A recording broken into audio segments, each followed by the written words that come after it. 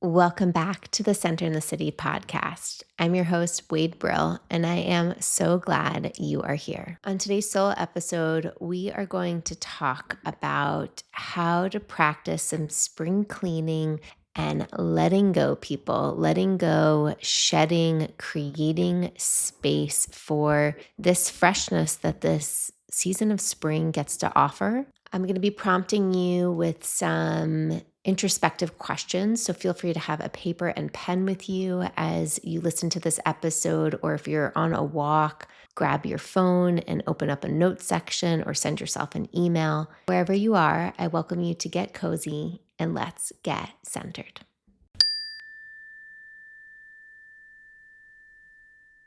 Just like we refresh our homes and we think about decluttering our spaces, I welcome you to think about our minds and our bodies as needing a reset as well. And every season of the year offers a different form of inspiration to help us think about how to navigate, because nature really has a way of being our best teacher. I have a mentor who says, who's an amazing facilitator. And she says, nature can out-facilitate me any day. And I love that she shared that because it's true. Nature is one of the most powerful teachers. And when we live in these modern, busy lives where a lot of our attention is focused on screens or sitting down or inside, we are very disconnected from the natural world around us. I know growing up in New York City, nature was not on my radar of something to really value or to prioritize. But once I've left the bubble and I've experienced life outside of the cement city, I really realize how vital it is to my well-being, and how walking in the park or spending some time in the garden or looking at trees is so helpful to support my nervous system and my mind resetting.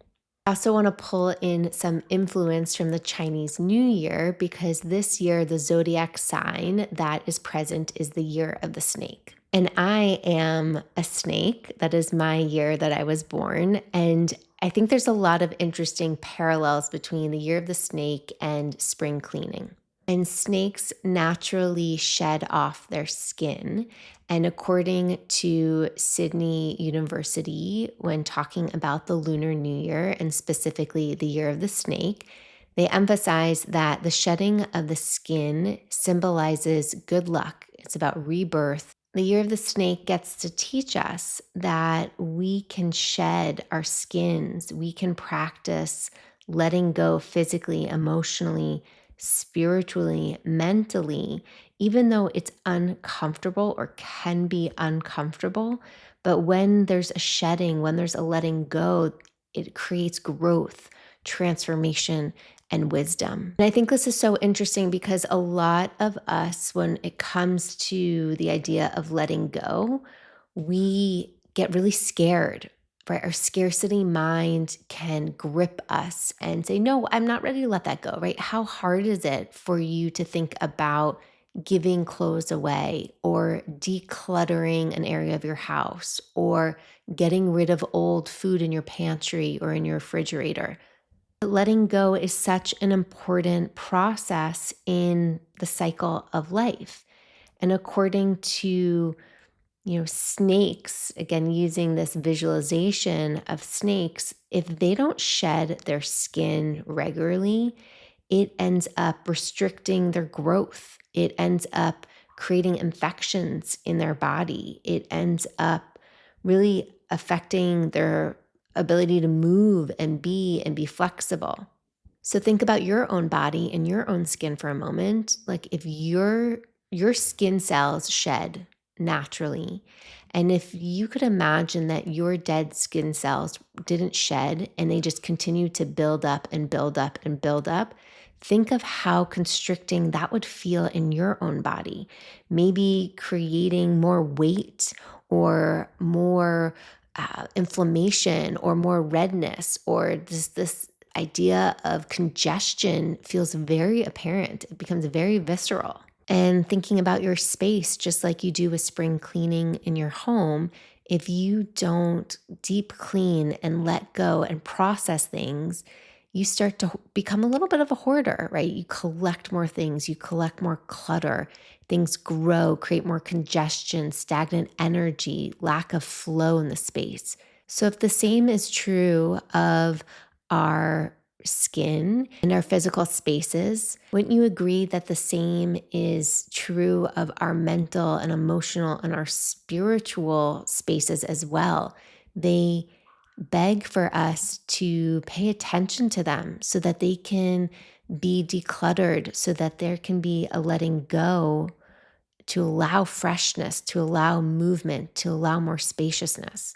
And letting go can sometimes feel really vulnerable because, one, we're not only looking at ourselves with maybe more curiosity and doing some introspection to learn, to grow, but we're also exposing some things, maybe exposing some outdated genes we've been holding on to for 20 plus years.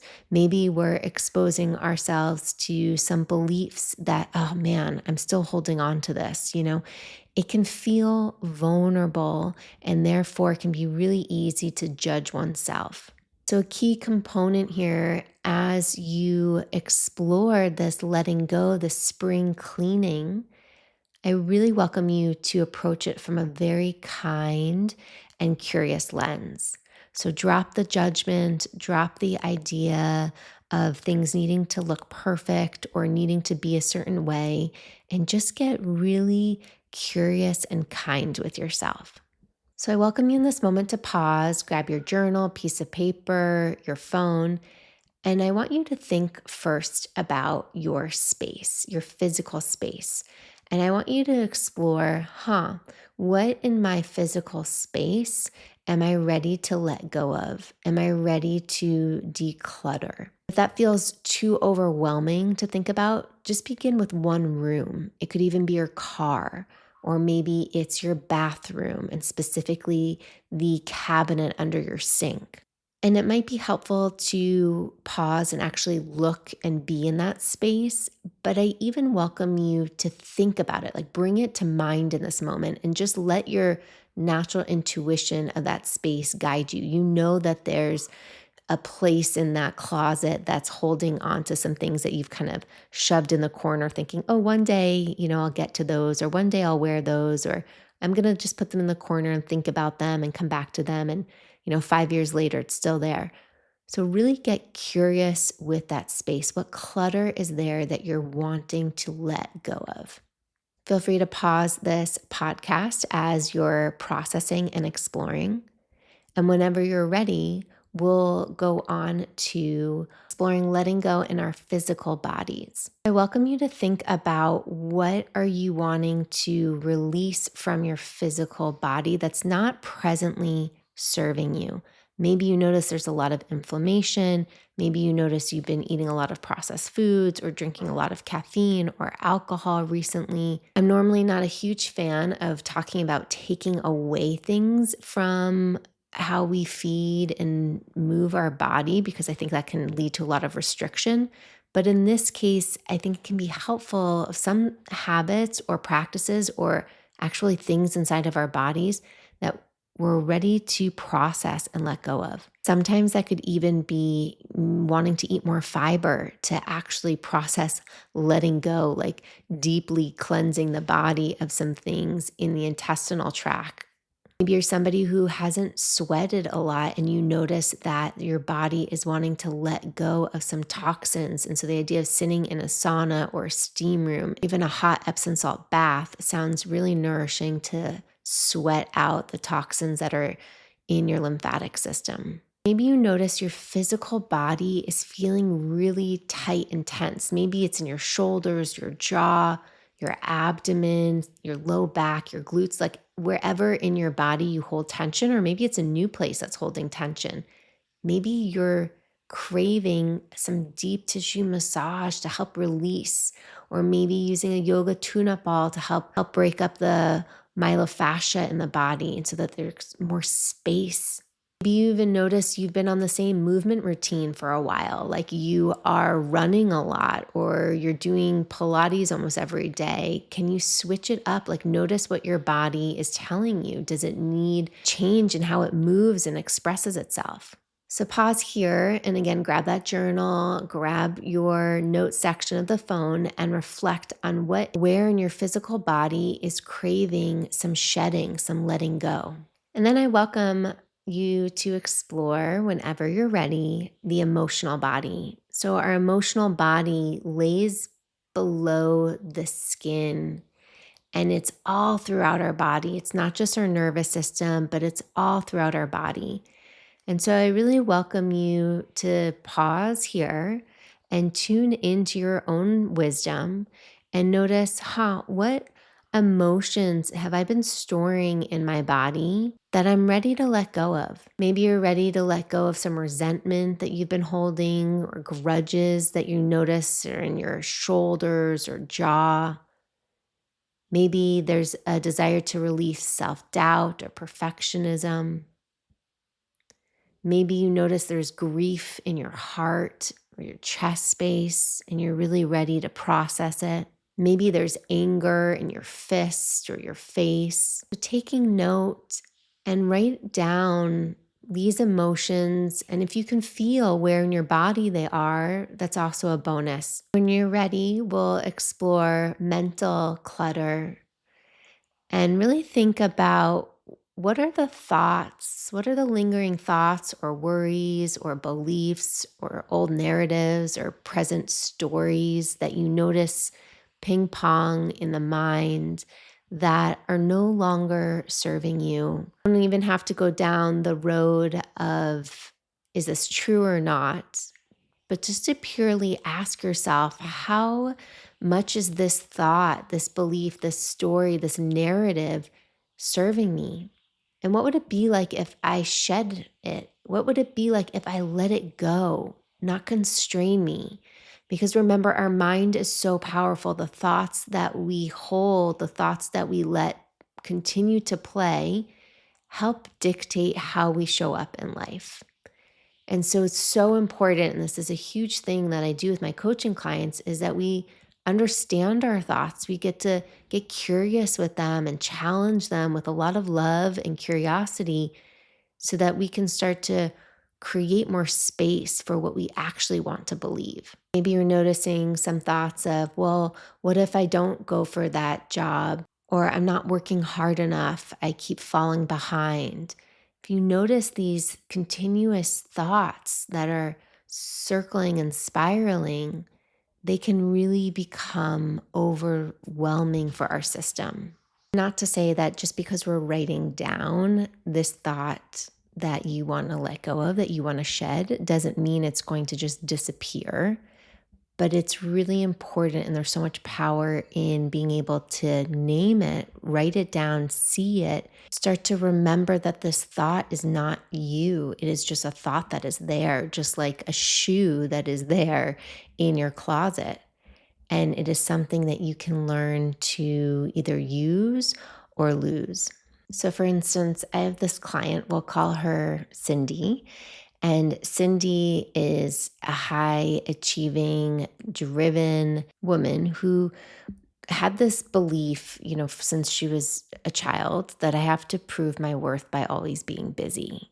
And if I'm busy and I'm doing well, then I get to be seen as the good girl. And that kind of belief really drove her to say yes to everything, to say yes to meetings constantly, to say yes to extra projects, to say yes to trying to make sure everybody on her team that she was managing was super happy, and just went beyond and above her own well-being, where she eventually got really burned out. So when she came to coaching, she was really ready to operate on a different wavelength. She was ready to stop being a people pleaser, and she was ready to find her own sense of self so that she had clarity to then be able to communicate her needs and her wants to not only, her career trajectory, but to relationships and to her life overall. So through our work together, we started to notice this belief that I have to be busy to be valuable.